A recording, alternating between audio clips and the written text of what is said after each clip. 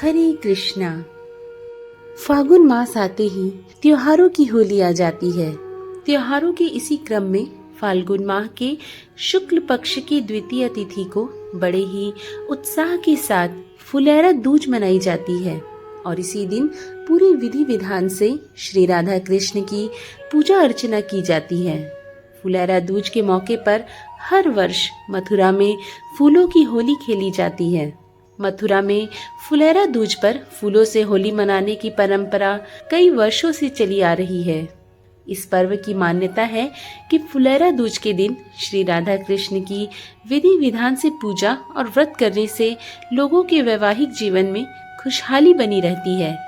आइए जानते हैं राधा कृष्ण के प्रेम का प्रतीक फुलेरा दूज की कथा। पर इससे पहले अगर आप चैनल पर पहली बार आए हैं तो चैनल को सब्सक्राइब करना बिल्कुल ना भूलें। साथ ही नोटिफिकेशन का बेल ऑन कर लें जिससे आने वाले हिंदू पर्वों की कथा आप नियमित रूप से सुन पाएं। चलिए कथा का आरंभ करते हैं। यह कथा द्वापर युग की है। कथा के अनुसार एक समय श्री कृष्ण अपने कार्य में बहुत व्यस्त रहने लगे, जिसके कारण वह राधा से मिलने का समय नहीं निकाल पाते। इधर राधा भी वियोग की व्यथा में दिन भर उदास रहने लगी। राधा को प्रकृति और प्रेम की देवी माना जाता है। उनके इस तरह उदास रहने के कारण वृंदावन के सारे फूल मुरझा से गए, पेड़ सूखने लगे और डालियां टूटने लगी।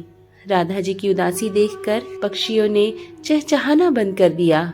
नदियों की धारा स्थिर हो गई और वृंदावन में भी उदासी छाने लगी। भगवान श्री कृष्ण के न मिलने की वजह से राधा जी उदास रहने लगी, जिसे देखकर गोपियां भी उदास रहने लगी। राधा बस कृष्ण के दर्शन की आस लगाए बैठी रहती। वह न तो कुछ खाती और न ही जल पीती। जब भगवान श्री कृष्ण ने वृंदावन की यह स्थिति देखी तो उन्हें आभास हुआ कि यह राधा जी के कारण हो रहा है। राधा मुझे पुकार रही है और उदास स्थिति में रहती है, जिसके कारण वृंदावन में कली कली मुरझा गई है। ऐसी दशा देखकर भगवान श्री कृष्ण जी वृंदावन के लिए निकल पड़े और राधा जी से मिलने के लिए आए। जैसे ही कान्हा के आने की खबर राधा को मिली, उनके चेहरे पर मुस्कान आ गई। उनका चेहरा खिल उठा, फूल खिलने लगे, पक्षी चहचहाने लगे, पेड़ पौधे हरे भरे हो गए और गोपियां हर्ष और उल्लास से नाचने लगी। भगवान कृष्ण राधा जी से मिले। उनसे मिलकर राधा जी बहुत प्रसन्न हुई। कान्हा ने पास से फूल तोड़ा और राधा जी पर फेंका। यह देखकर राधा भी कान्हा पर फूल फेंकने लगी। यह देखकर सभी ग्वाल और गोपियां एक दूसरे पर फूल फेंकने लगी और वृंदावन में त्योहार हो गया फुलेरा दूज का। वह दिन फुलेरा दूज का था। तभी से ही फूलों की होली खेलने का प्रचलन शुरू हो गया। हर वर्ष मथुरा वृंदावन में इस दिन फूलों की होली खेली जाती है।